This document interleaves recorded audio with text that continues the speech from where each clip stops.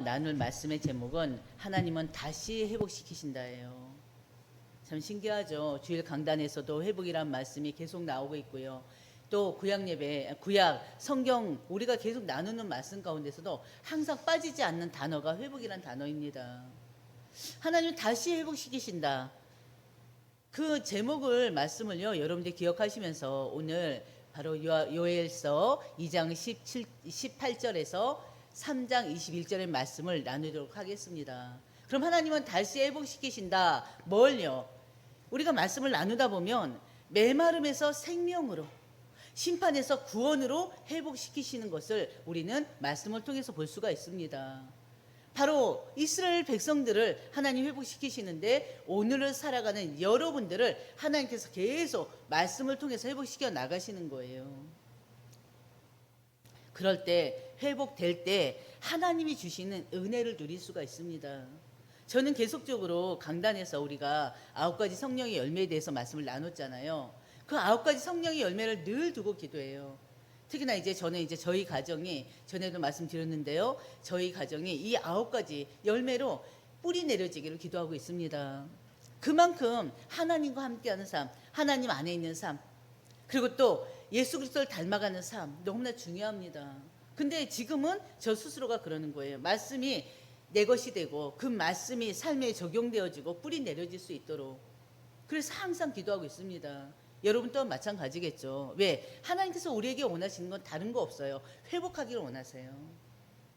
하나님께 방향 맞추기를 원하셔요.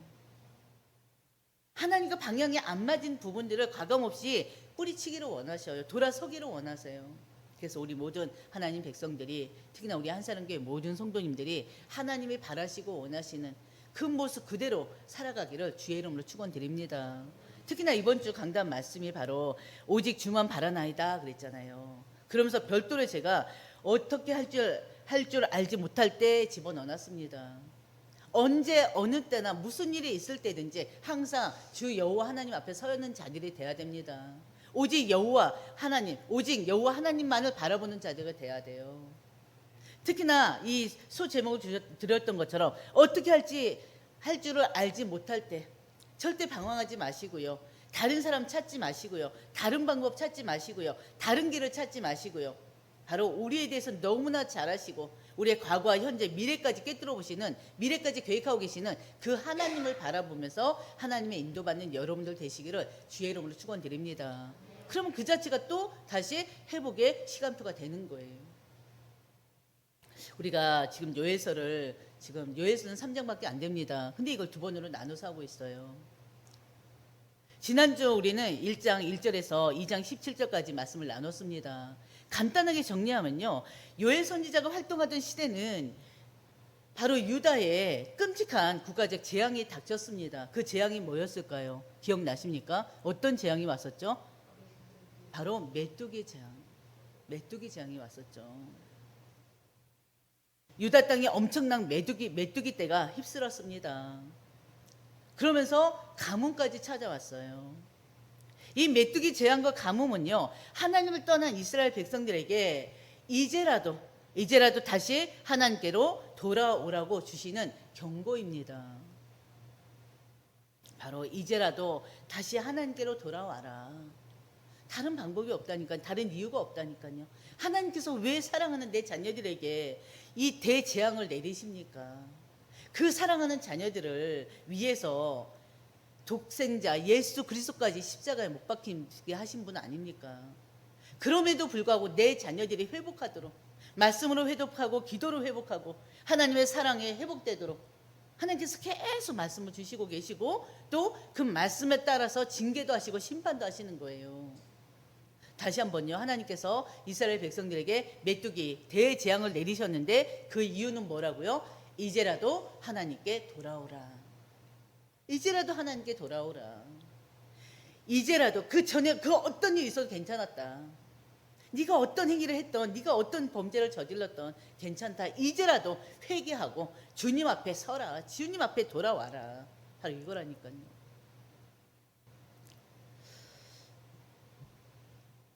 메뚜기 재앙으로 인해서요. 바로 포도나무를 비롯해서 바로 모든 나무가, 유다의 모든 나무들이 시들고 무화과 나무가 말랐습니다. 성전에 드릴 소재, 전제, 곧 하나님께 드릴 곡식과 포도주마저 완전히 끊어져 버렸어요. 바로 제사를 더 이상 드릴 수가 없어요. 하나님 앞에. 바로 뭡니까? 하나님께 드리던 이 예배마저 끊어졌다는 거예요.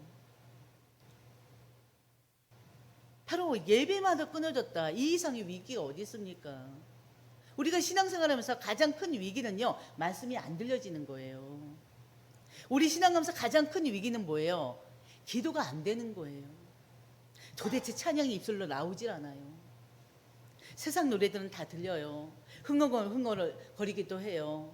신나는 노래 나오면 막 춤추고, 또 발라드 음악 나오면 괜히 또 마음이 또 그 음악에 이끌려서 막 눈물도 흘리고, 근데 찬양만은 못 들어요. 얼마나 위기입니까? 예배 자리에 있지를 못해요. 가장 큰 위기예요. 근데 그 위기가 바로 유다 땅에 이렇게 메뚜기 때 재앙으로 인해서 지금 위기가 일어났어요. 완전히 영적 위기를 맞게 됐습니다. 그래서 요엘은요, 가장 먼저 그 백성의 영적 기도자인 제사장들에게 하나님 앞에서 굳은 베옷을 입고, 굵은 베옷은 언제 입는다고 했습니까? 회개할 때 그랬잖아요. 굵은 베옷을 입고 슬피 울면서 부르짖으라고 외쳤습니다. 기억나시죠? 지난주 한번 기억 안 나도 상관없어요. 다시 반복하면 돼요. 그리고 장로들과 모든 백성들을요, 여호와의 성전으로 모이게 합니다. 그러면서 선포했어요. 뭘 선포했습니까? 금식을 선포했죠. 금식을 선포하면서 하나님께 부르짖게 했습니다. 한마디로 금식하며 기도하게 했습니다. 근데 요엘은요, 그들이 지금 당하고 있는 이 메뚜기 재앙보다 더 두려운 여호와의 날이 다가오고 있음을 또 경고했습니다. 그렇기 때문에 지금 하나님께 돌아오라는 거예요. 우리 신앙인들이, 우리 그리스도인들이 꼭 그래요. 하나님께서 계속 말씀으로 갔다가 우리에게 계속 말씀을 통해서 성령의 인도를 하고 계시는데, 우리는 꼭 그때 그 당시 말씀의 인도를 받지 않고요, 말씀과 반대대로 가다가 문제를 만납니다. 그 문제가 오면 그때 깨닫는 경우가 굉장히 많아요. 위기가 올 때, 더 이상 내 힘으로는 해결할 수 없을 정도로 완전히 앞뒤가 딱 막혔을 때, 그때서야 바로 하나님 부르짖고, 그때서야 회개하고 갈 때가 너무나 많습니다. 그렇지 않습니까? 문제가 오기 전에 항상 하나님 말씀과 함께 기도 속에서, 하나님과 늘 소통 속에서 인격적인 만남, 거기서 하나님이 아는 거라고 했잖아요. 하나님을 알고 그 하나님을 누리고 그 하나님과 동행하는 인생을 살아야 되는데, 꼭 놓치고 하다가 문제에 빠지고 그때서야 하나님. 바로 이스라엘 백성들이 그러지 않았습니까? 바로 이제는 우리의 그 모든 것들을 이제는 다 내려놓고요, 이제는 맞고 가는 것이 아니라 맞지 말고 혼나지 말고 그냥 말씀 따라가는 우리 모두가 되기를 주의 이름으로 축원드립니다. 바로 여호와의 날이 올 것이다. 더 무서운 여호와 날이 올 것이다. 경고합니다. 그 여호와의 날이 뭡니까? 여호와의 날은요, 하나님께서 역사하는 가운데 직접 개입하시는 거예요. 하나님이 개입이 있는 날이 여호와의 날입니다. 하나님이 개입하셔서요, 죄를 심판하시고요, 자기 백성들을 구원하시며 하나님 뜻을 이루는 날입니다. 그날이 바로 여호와의 날이에요. 넘겨주세요. 바로 여호와의 날. 우리 노란 글자 한번 읽어볼까요? 하나님께서 역사하는 가운데 직접 개입하셔서 죄를 심판하시고 자기 백성을 구원하시며 하나님의 뜻을 이루는 날이다. 이 날이 바로 여호와의 날이에요. 이스라엘 백성들은요, 많은 착각 속에 살았던 자들이잖아요. 처음에 여호와의 날을요, 자신들에게 좋은 날이라고 생각했습니다. 심판의 날로만 생각하지 않고요, 오로지 구원의 날로만 생각했기 때문에. 하나님께서 이스라엘의 원수들을 심판하시고 자기 백성을 구원하는 날로만 기대했습니다. 왜? 그들이 가지고 있는 선민 사상이 그거잖아요. 우리 민족만. 하고 들어가면 뭐가 돼요? 나만. 완전히 나쁜 사상이죠. 하나님께서는 이 여호와 날에 자신들을 핍박하고 자신들을 해롭게 했던 이방 족속을 심판하는 날로 알았어요. 그러면서 자기 민족을 구원한 날로만 여겼다니까요. 근데 선지자들은요, 바로 이들에게 충격적인 말씀을 전합니다. 너희가 하나님을 떠나 있으면 그날은 너희에게도 심판의 날이다. 하나님이 너희들 택해서 너희들을 하나님의 백성으로 삼았지만 너희조차도 하나님을 떠나 있으면 그날이 너희에겐 심판의 날이다. 경고하고 있습니다.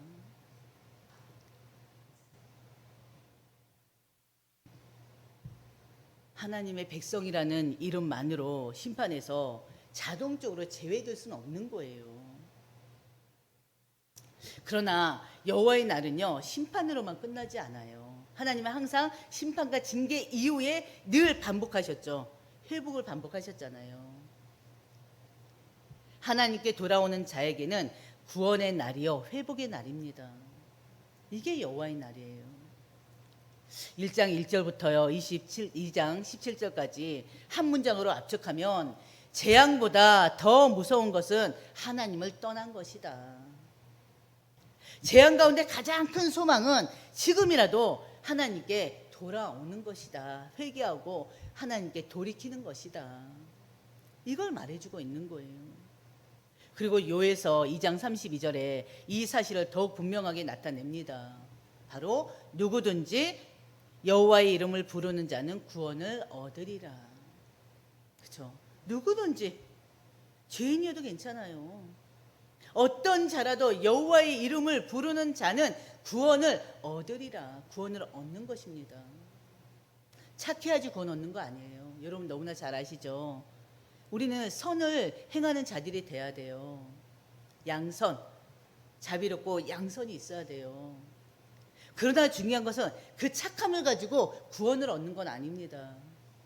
열심히 살아요. 열심으로 구원 얻지 않아요. 구원은 반드시 예수 그리스도를 통해서 얻는 것입니다. 더 깊이 들어가면 예수를 통해서 구원을 얻는 건데 더 들어가면 하나님이 택한 자들이 구원을 얻습니다. 여러분들이 바로 그런 자들이잖아요. 바로 여호와의 날, 이 여호와의 날이 하나님을 끝까지 거역하는 자에게는 심판의 날이 되지만 바로 하나님께 돌아오는 자에게는 어떤 날이 된다? 구원의 날이 되고 회복의 날이 된다. 여러분 기억하시길 바랍니다. 그럼 첫 번째 우리가 나눌 말씀은 뭐냐면요, 하나님은 메뚜기가 먹어버린 삶을 회복시키신다 이거예요. 2장 28절입니다. 요에서 전체에서 가장 중요한 전환점 가운데 한 절이 바로 요에서 2장 18절이에요. 우리 같이 보겠습니다. 그때 여호와께서 자기의 땅을 극진히 사랑하시어 그의 백성을 불쌍히 여기실 것이라. 이게 하나님 우리 아버지의 마음이에요. 징계하시고 심판하시고 그러면서도 또 마음이 항상 하나님 백성들 불쌍히 여기시고 측은히 여기시고 회복되어 돌아오실 것을 바라시면서 그 사랑을 놓지 않으신단 말이에요. 우리는 쉽게 사랑이 변하잖아요. 그렇지 않아요? 감정이 쉽게 요동하잖아요. 근데 하나님은 절대 우리를 향한 그 사랑이 안 변하셔요. 끝까지 안 변하셔요. 우리가 어떻게 살더라도 안타까워하실 뿐이지 그 사랑을 절대 끊지는 않으십니다. 우리는 쉽게 끊어버리는데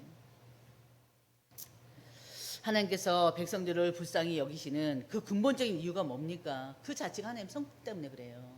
하나님의 성품이에요. 2장 13절에서 그랬잖아요. 요에서 2장 13절에서 하나님에 대해서 뭐라고 했습니까? 은혜로우시며 자비로우시며 노하기를 더디하시며 인애가 크시사.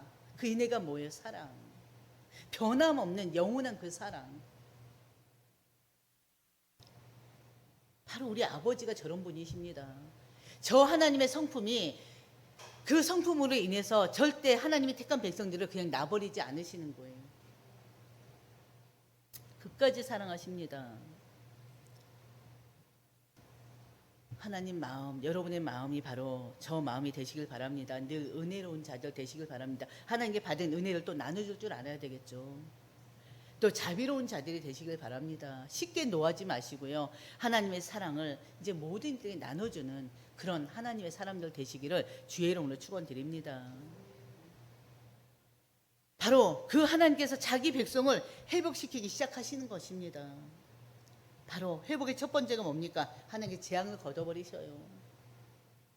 하나님이 그들이 자꾸 우상 숭배하면서 하나님 말씀을 따르질 않잖아요. 율법의 말씀을 자꾸 어떻게 해요? 거부한단 말이에요. 등진단 말이에요. 말씀대로 살지 않고 하나님 하지 말라는 것만 어떻게 골라서 한단 말이에요.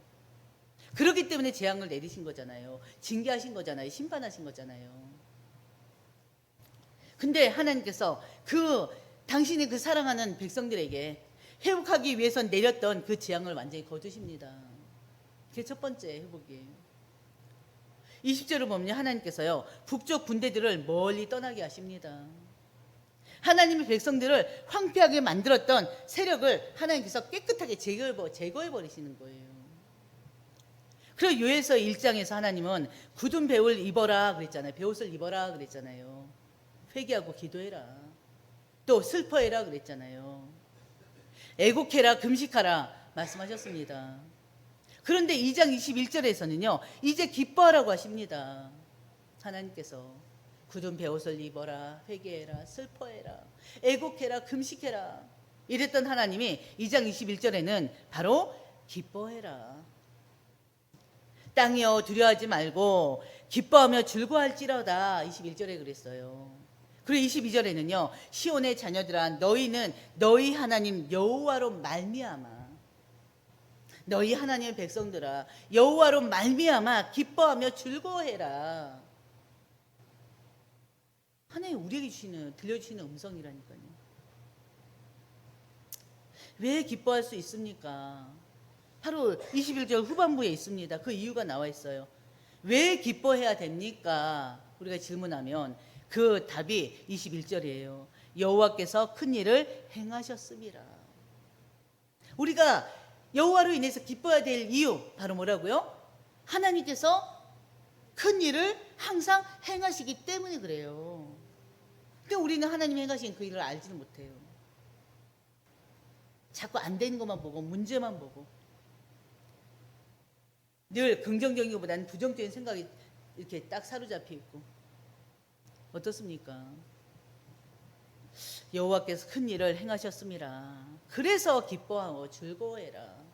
하나님이 너와 함께 하심을, 너희의 일을 사랑함으로 너희에게 주는 그 말씀을 묵상하면서 기뻐해라, 즐거워해라. 하나님께서 일하시기 시작하시기 때문에 기뻐하고 즐거워하라는 것입니다. 우리의 기쁨의 근거도, 여러분들의 기쁨의 근거도 여기 있어야 되지 않습니까? 모든 문제가 깨끗하게 현재 내게 닥친 문제가 해결되어서 기쁜 게 아니라 당연히 해결되면 기쁘죠. 더 이상의 기쁨이 어디 있어요? 지금 당장 고민하고 지금 머리 아픈 이 문제가 해결되는데 얼마나 기쁩니까? 근데 하나님은 한 차원 더 높이, 특히나 우리 그리스도인들이니까, 특히나 주님의 일꾼들이고 제자들이니까, 중직자들이니까 하나님은 한 단계 더 높이 문제가 해결됐으므로 당연히 기쁘지만 그걸 가지고 기뻐한 것이 아니라 하나님이 여전히 너와 함께하고 여전히 너를 붙들고 계시고 그렇기 때문에 기뻐하라 이겁니다. 그렇죠? 뭐 때문에 기뻐하시라고요? 하나님이 함께하시기 때문에, 하나님께서 여러분을 다 붙잡고 계시기 때문에, 하나님의 시선이 여러분들한테 일일이 다 꽂혀 있기 때문에, 여러분의 움직임에 꽂혀 있다니까요. 그래서 하나님이 함께 하심을 여러분이 기뻐하시길 주의 이름으로 축원드립니다. 그리고 또 하나님은 어떤 회복을 시키셨어요? 바로 하나님께서 다시 비를 내리시기 시작했습니다. 가뭄이잖아요. 소재드릴 전제드릴 그런 곡식도 없다고 그랬잖아요. 포도주도 없다고 그랬잖아요. 하나님께서 이제 비를 내리십니다. 23절 하반절 보면요, 그가 너희를 위하여 비를 내리시되 이른 비를 너희에게 적당하게 주시리니 이른 비와 늦은 비가 예전과 같을 것이라. 바로 이른 비는요, 씨를 뿌리고 땅에 뿌리를 내리는 데 필요하잖아요. 늦은 비는 곡식이 충실하게 이렇게 염으로 가는데, 열매 맺는 데 필요한 비입니다. 비가 제때 내리지 않으면 그 농사는 제대로 지을 수가 없어요. 농사는 실패한 거예요. 요엘서 1장에는요 바로 결핍을 얘기하고 소멸의 언어가 계속해서 나왔었습니다. 바로 소재와 전제가 여호와의 성전에서 끊어졌고 곡식이 떨어졌고 새 포도주가 말랐고 기름이 다하였고 계속 결핍의 언어, 소멸의 언어가 계속 나와요. 1장에서 우리가 했던 내용들이에요. 포도나무가 시들었고 무화과 나무가 말랐고 밭의 모든 나무가 다 시들었으니, 그러면서요 17절 20절에는요 곡식이 시들었으므로 곡간이 비었고 창고가 무너졌으며 시내가 다 말랐고 그랬어요. 들의 풀이 불에 탔음입니다. 말라서 타버린 겁니다. 이 언어가요 지금 끊어졌고 떨어지며 말랐고 더하였고 시들었고, 이 언어가요 2장 24절에는 완전히 2장 23절에서 완전히 바꿔버립니다. 24절에서요 마당에는 밀이 가득하고 독에는 새 포도주와 기름이 넘치리로다. 하나님이 회복시키는 거예요. 마르다가 넘치자로 바뀌고요, 또 비었다가 가득하다로 바뀌어버립니다. 하나님 주시는 은혜예요. 회복의 은혜예요. 바로 이게 하나님의 회복의 은혜라니까요. 여러분들이 삶을 살아가면서요 하나님이 나에게 주신 은혜를 한번 생각해 보시길 바랍니다.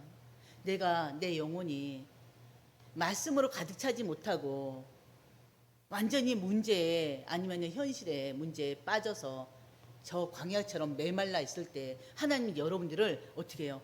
여러분들에게 은혜를 넘치게 하는 경우 많지 않았습니까? 하나님이 은혜 주시면요 이 메마름이 샥 가셔요. 메말라 버렸다는 게 뭐예요? 기도도 없고 말씀도 없고 예배도 없는 거예요. 찬양도 없는 거예요. 영적으로 충만하지 못한 상태예요.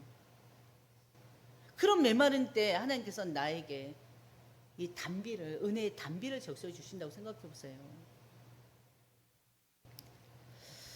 바로 하나님이 우리에게 그렇게 하십니다. 그리고 또 우리는 이것도 없고 저것도 없고 요것도 없고 여기도 비었고 저기도 비었고 하는데, 하나님은요 어느 순간에 비어있는 곳에 우리를 가득 채워버리셔요. 없는 것에 있게 하신다니까요. 여러분이 그 은혜를 누리시길 바랍니다. 그러면서 하나님 주신 회복 세 번째예요. 하나님께서 메뚜기가 먹은 횟수를 갚아주십니다. 이게 무슨 말입니까? 25절 보면요 25절 다 같이 보겠습니다. 내가 전에 너희에게 보낸 큰 군대 곧 메뚜기와 느치와 황충과 팥중이가 먹은 횟수대로 너희에게 갚아주리니. 여기서 메뚜기가 먹은 횟수라는 말은요 메뚜기 재앙으로 인해서 한동안 모든 게 다 멈춰버렸잖아요. 그 시간 동안, 그 세월 동안 잃어버렸던 수확과 결실을 하나님께서 다시 회복시켜 주시겠다는 것입니다. 시간을 되돌린다는 건 아니에요. 이미 시간이 지났어요. 지났는데 이미 그 세월 동안 잃어버렸던 모든 수확과 결실들을 다시 하나님이 회복시켜 주시겠다는 것입니다. 갚아주리라. 이게 바로 뭐예요? 그 손실에 대한 보상과 그 회복을 의미합니다. 갚아주리라. 요셉을 한번 생각해 보시기 바랍니다. 요셉은요 노예로, 형들에 의해서 노예로 팔려갔을 때가 17살이에요. 그리고 나중에 요셉이 애굽의 총리가 되잖아요. 몇 살 때 총리가 됐죠? 기억하십니까? 30살 때. 그럼 총 13년의 그 기간이 어떤 기간이었냐? 어떤 기간이었습니까? 요셉으로서는 노예로 있던 기간이요, 감옥에 있던 기간이에요. 바로 이 요셉이 30살이 되기까지 약 13년의 세월을 노예와 죄수의 신분으로 살아야 했습니다. 어떻게 보면요 요셉의 인생에서 가장 청춘이잖아요. 가장 빛이 날 그런 청년의 시대 아닙니까? 그 청년의 시기가 어떻게 보면은 완전히 사라진 거예요. 그렇지 않습니까? 가장 빛이 나는 시기가 바로 청년의 때잖아요. 근데 우리가 봤을 때는 완전히 그 청년의 그 시기가 사라진 것 같아요. 근데 그렇지 않습니다. 하나님께서는요, 그 13년 노예로 있고 제수로 있던 그 13년조차 하나님께서 그 섭리 가운데 하나님이 사용하셨어요. 이 요셉을. 보디발 집에서는요, 바로 노예로만 있지 않았잖아요. 나중에는 어떻게 됐어요? 노예였던 그자가 보디발 집의 모든 살림을 주관하는 총무가 됐잖아요. 바로 보디발 집에서 이제는 모든 경제를 관리하는 법을 배웠습니다. 그래서 창세기 39장 4절에 보면요, 보디발은 자기의 소유를 요셉의 손에 맡겼다고 했잖아요. 보디발 집과 재산을 관리하던 경험은요, 훗날 애굽 전체의 양식을 관리하는 일과 연결됐습니다. 그리고 감옥에서도 마찬가지였죠. 창세기 39장 22절에서 23절을 보면요, 바로 간수장이 옥중의 제수들을 요셉의 손에 맡겼잖아요. 제수인 이 요셉에게 그 제수들을 맡겼잖아요. 제수였지만 그곳에서도 사람들을 관리하는 일을 했습니다. 요셉이 감옥에 가지 않았다면 또 특히나 술 맡은 관원장을 만나지 못했을 것입니다. 결국엔 그 만남이 훗날 요셉이 바로 왕 앞에 서게 되는 통로가 되었죠. 결국 감옥에서의 시간조차 애굽의 총리로 세워지기 위한 준비의 시간이 됐던 거예요. 이해되십니까? 그 13년의 시간이 총리로 세워지기 위한 준비 기간이었던 거예요. 하나님은 우리가 잃어버렸다고 생각했던 세월까지 하나님을 사용하신다는 것입니다. 그 시간이 헛되지 않았음을 하나님은 반드시 보여준다는 거예요. 그래서 하나님의 회복은요, 여기서 끝나지 않습니다. 27절입니다. 그런즉 내가 이스라엘 가운데 있어 너희 하나님 여호와가 되고 다른 이가 없는 줄을 너희가 알 것이라. 너무나 귀한 말씀입니다. 곡식이 다시 들어오는 것보다 더 큰 회복은 뭐냐? 하나님의 임재를 누리는 거예요. 그렇지 않습니까? 잃어버린 것을 되찾는 것보다 더 큰 복은 하나님께서 우리 가운데, 여러분 가운데 계시는 것입니다. 결국 하나님께서 주시는 회복의 절정은 하나님의 임재예요. 하나님의 임재, 하나님 자신이에요. 그렇다면 두 번째요, 하나님은 메마른 영혼에 성령을 부어서 회복시켜 주십니다.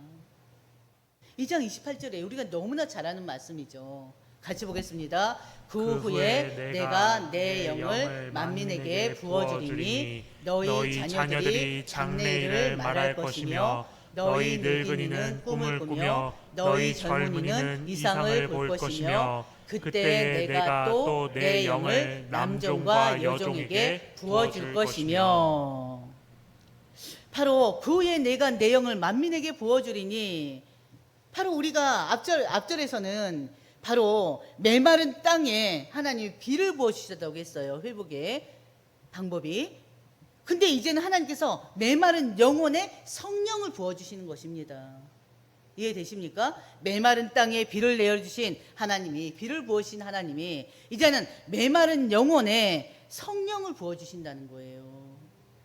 구약에서는 하나님의 영이 누구한테, 특별한 왕이나 선지자나 사사들에게, 특별한 사명을 받은 자들에게 하나님의 영이 임했습니다.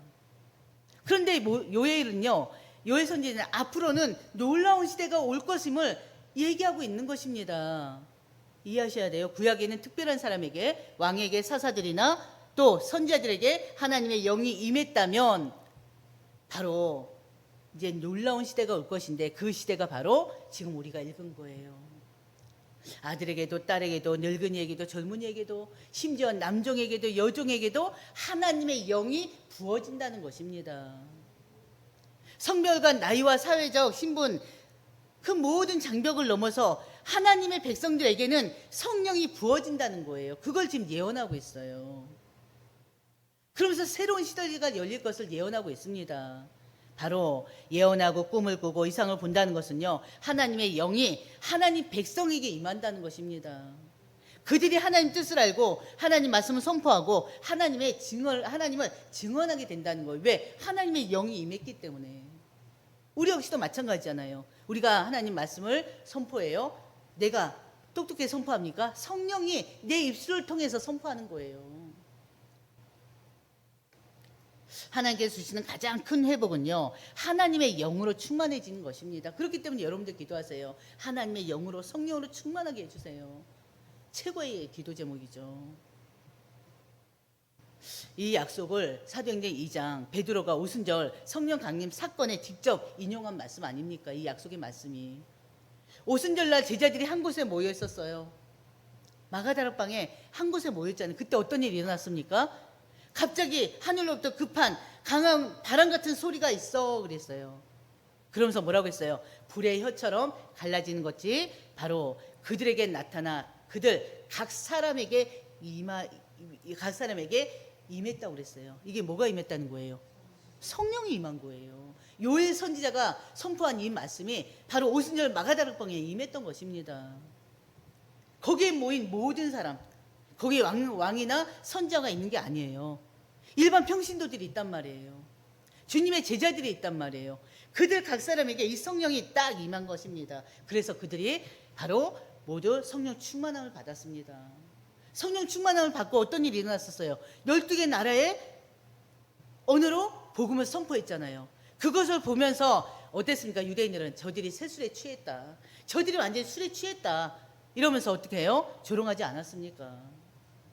그때 베드로가 11사도와 함께 일어서서 큰 소리로 선포합니다. 바로 사도행전 2장 16절 17절. 이는 선지자 요엘을 통하여 말씀하신 것이다. 하나님이 말씀하시기를 말세에 내가 내 영을 모든 육체에 부어주리니 베드로가 선언한 말씀 아닙니까? 이게 누구의 말이에요? 요엘 선지자, 하나님이 요엘 선지자를 통해서 주신 말씀이에요. 그러면 교회는요 성령으로 시작된 공동체라는 거 여러분 아시길 바랍니다. 그리고 이 모든 약속은요 본문 바로 2장 32절을 향하고 있습니다. 다시 한번요. 누구든지 여호와의 이름을 부르는 자는 뭔다? 구원을 얻으리라. 누구든지 바로 유대인이든 이방이든 남자든 여자든 높은 사람이든 낮은 사람이든 바로 누구든지 주의 이름을 부르는 자는 구원을 얻는다는 것입니다. 그리고 세 번째요. 하나님 뭘 회복시키십니까? 하나님은요 바로 악을 심판하시고 자기 백성들을 회복하셔요. 세 번째. 바로 하나님은요 악을 심판하시고 자기 백성들을 회복하십니다. 바로 하나님의 구원의 이야기는요 개인 구원에서 끝나질 않아요. 요에서 3장에 이르면요 하나님께서 마침내 열방을 심판하신 내용이 나옵니다. 그 심판의 이유가 바로 2절 하반절과 3절에 나와 있어요. 하나님 심판하신 이유를 한번 볼까요? 같이 보겠습니다. 그들이 이스라엘을 나라들 가운데 흩어버리시고 나의 땅을 나누었으며 또 제비 뽑아 내 백성을 끌어가서 소년을 기생과 바꾸며 소녀를 술과 바꾸어 마셨음이니라. 아멘. 하나님이 이방 나라에 바로 심판을 내리신 이유가 뭡니까? 그들이 너무나 악함 때문에. 바로 하나님의 백성을 여러 나라 가운데 흩어버렸고요. 하나님의 땅을 나누었고요. 바로 3절 사람을 물건처럼 사고 팔아버렸기 때문에 그렇습니다. 하나님께서 이러한 악을 외면하지 않으세요. 왜? 하나님은 공의 하나님이시기 때문에. 하나님께서 정하신 때가 되면요 반드시 의롭게 하나님 판단하십니다. 공의, 공정의, 정의까지. 공의, 정의, 공정한 하나님. 네 번째요. 어떤 하나님 뭘 회복하십니까? 심판의 날에도 하나님은 자기 백성의 피난처가 되십니다. 하나님 여러분의 피난처가 되세요. 16절이에요. 3장 16절 같이 보겠습니다. 하늘과 땅이 진동하리로다. 그러나 여호와께서 그의 백성의 피난처 이스라엘 자손의 산성이 되시리로다. 아멘. 하늘과 땅이 흔들리고 세상의 모든 것이 무너지는 것처럼 보여도 하나님은 자기 백성의 피난처가 되신다는 뜻이에요. 세상은 얼마든지 흔들릴 수가 있습니다. 환경도 흔들릴 수 있고요. 우리가 사는 환경도 흔들릴 수가 있어요. 내가 속해 있는 곳이 흔들릴 수가 있어요. 경제도 흔들릴 수 있고요. 우리가 믿고 의지하는 것들도 얼마든지 흔들릴 수가 있습니다. 그러나 하나님은 흔들리지 않으세요. 하나님께서는요 자기 백성의 피난처가 되어주십니다. 그래서 시편의 46편 1절은 뭐라고 합니까? 하나님은 우리와 우리의 피난처시요 힘이시니 환난 중에 만날 큰 도움이시라. 이 말씀 너무나 잘하는 말씀 아닙니까? 늘 기억하세요. 시편 46편 1절입니다. 하나님은 우리의 피난처시요 힘이시라. 환난 중에 만날 큰 도움이시라. 기억하시길 바랍니다. 성도에게 가장 안전한 곳은요 어디겠습니까? 하나님 아니에요. 성도에게 가장 안전한 곳은 어디겠습니까? 하나님께서 함께 하시는 그곳입니다. 다른 데 피할 때 찾지 마시고요. 하나님 안으로 피하시면 돼요. 마지막 5번째요. 회복의 마지막은요. 하나님께서 우리 가운데 거하시는 것입니다.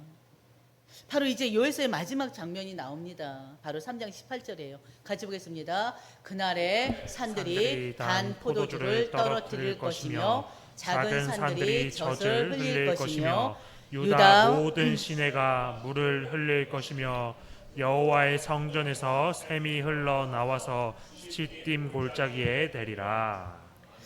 요엘서 앞부분에서는요 메뚜기가 모든 것을 먹어버렸잖아요. 그래서 땅이 메말랐고 시내가 메말랐잖아요.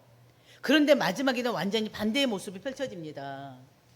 말랐던 시내에 다시 물이 흐르고요. 황폐했던 땅에는 포도주와 젖이 넘칩니다.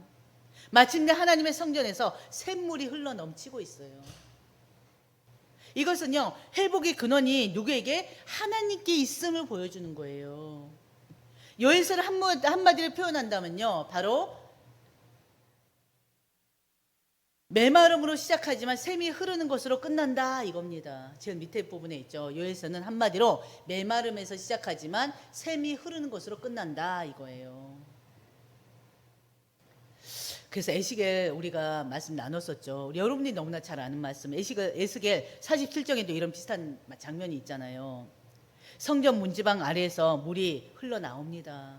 근데 그 물이 어떻게 됐어요? 그 물이 처음에는 발목에 오르고 그 다음에는 무릎에 오르고 그 다음에는 허리에까지 오른다고 했습니다.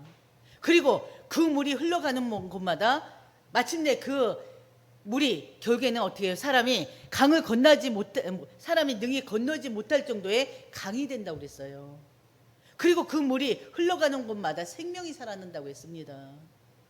죽었던 물이 살아나고요. 강가에 나무들이 자라고요. 열매가 맺히게 된다고 그랬어요. 바로 요엘서 마지막 나오는 이 샘물 역시도 하나님의 임재로부터 시작됩니다. 하나님의 임재로부터 시작되어서 생명과 회복이 흘러나오는 모습을 보여주는 거예요. 그래서 그 물이 시딤 골짜기까지 흘러가고 메마른 곳까지 흘러간다. 이것이 바로 하나님의 회복입니다. 그래서 하나님의 은혜가 닿지 못할 만큼 메마른 곳은 없습니다.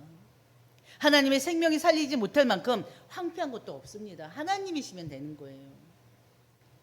그러나 하나님은요 회복만 말씀하지 않으시고요. 19절에서는 유다를 짓밟고 무지한 피를 흘린 애국과 에돔을 심판하십니다. 그리고 20절에서는요 유다와 예루살렘을 다시 세울 것을 말씀하십니다. 유다와 예루살렘 하나님의 민족이잖아요. 백성들이 살고 있는 하나님의 나라잖아요. 그리고 마지막 21절에 하나님 말씀하십니다. 같이 보겠습니다. 내가 전에는 그들의 피 흘림을 당할 것을 갚아주지 아니하였거니와 이제는 갚아주리니 이는 여호와께서 시온에 거하심이라.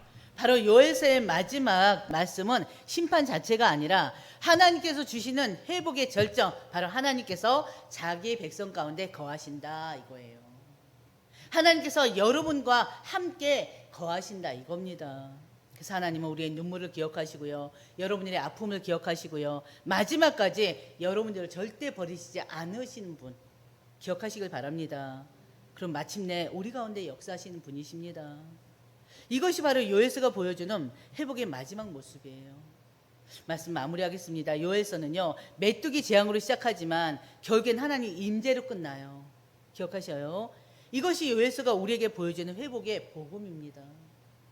하나님께서는 메뚜기가 먹어버린 자리에 다시 곡식이 자라게 하셨습니다. 메마른 땅에 다시 비를 내리셨습니다. 메마른 영혼에 성령을 부어주셨어요. 주의 이름을 부르는 자에게 구원을 베푸십니다. 불의한 세력은 어떻게 했어요? 마지막 날에 심판하시죠. 흔들리는 세상 가운데서도 자기 백성들에게는 피난처가 되어주십니다. 마침내 하나님의 임재로부터 생명의 샘이 흘러서 가장 메마른 곳까지 흘러가요. 그래서 적셔요. 그렇기 때문에 우리의 소망은 우리를 회복하시는 하나님께 있습니다. 그 중심에는요 바로 예수 그리스도가 계십니다. 그래서 마지막으로요 요엘서의 세 말씀을 기억하시길 바랍니다. 우리가 오늘 나눴던 말씀 세 개, 크게는 바로 이 세 가지예요. 같이 보겠습니다. 첫째, 내게로 돌아오라. 둘째, 내가 메뚜기가 먹은 횟수대로 너희에게 갚아주리라. 셋째, 누구든지 여호와의 이름을 부르는 자는 구원을 얻으리라. 아멘. 기도하겠습니다. 사랑과 은혜가 충만하신 하나님 아버지, 오늘도 귀한 말씀을 통해서 우리 하나님 백성들에게 회복하게 하시고 또 주님을 바라볼 수 있도록 은혜 주심을 참으로 감사드립니다. 우리 모든 성도들에게 오늘 주신 말씀처럼 오직 하나님 한 분만을 믿고 의지하며 따라갈 수 있도록 하나님 인도해 주시옵소서. 우리 성도들의 메마른 심령에 성령의 은혜를 부어주실 줄 믿습니다. 우리 모든 성도들 지친 자가 있습니까? 지친 자에게 새 힘을 부어주시옵소서. 육신이 병들고 또 고장난 부분들이 있습니까? 하나님 치료하여 주시옵소서. 치유의 강선을 붙이사 하나님 상한 부분들이 회복될 수 있도록 하나님 인도해 주시옵소서. 통증이 사라지게 하여 주시옵소서. 하나님 모든 기능들이 머리부터 발끝까지 고장난 부분들이 100% 회복될 수 있도록 재생될 수 있도록 하나님 역사하여 주시옵소서.